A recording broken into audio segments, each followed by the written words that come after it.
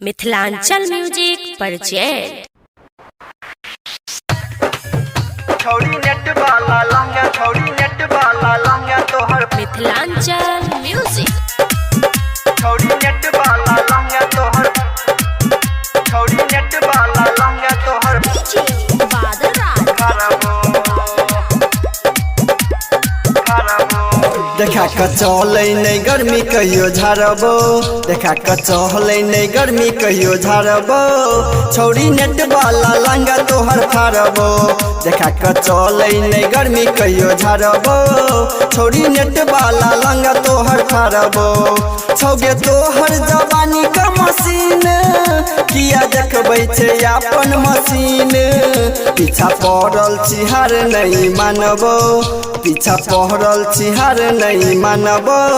छोड़ी नेट वाला लहंगा तोहर फारबो, देखा के चले नहीं गर्मी कहियो झारबो। छोड़ी नेट वाला लहंगा तोहर फारबो, छोड़ी नेट वाला लहंगा, छोड़ी नेट वाला लहंगा तोहर फारबो। Presented by Mithilanchal music. Net वाला लहंगा, छोड़ी नेट वाला लहंगा तोहर फारबो।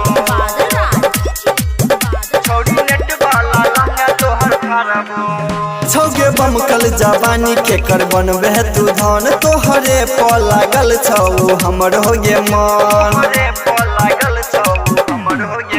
छौगे बमकल जवानी के कर बनबे तू धन, तोहरे प लागल छौ हमर हो गे मन।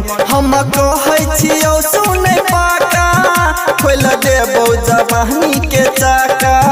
दके पावर हम बोल छोड़ी बारबो, दके पावर हम बोल छोड़ी बारबो। छोड़ी नेट वाला लहंगा तोहर फारबो, देखा के चहलै नहीं गर्मी कहियो झारबो। छोड़ी नेट वाला लहंगा तोहर फारबो, छोड़ी नेट वाला लहंगा, छोड़ी नेट वाला लहंगा तोहर फारबो। Presented by Mithilanchal music. Net वाला लहंगा, छोड़ी नेट वाला लहंगा तोहर फारबो।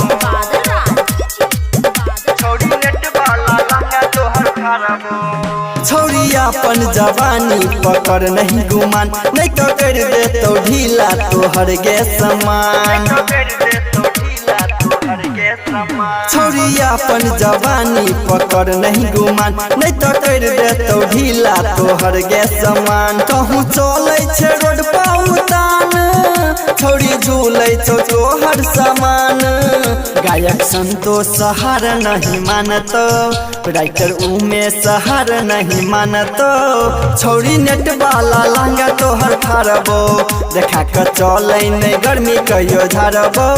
छोड़ी नेट वाला लहंगा तोहर फारबो, छोड़ी नेट वाला लहंगा तोहर फारबो।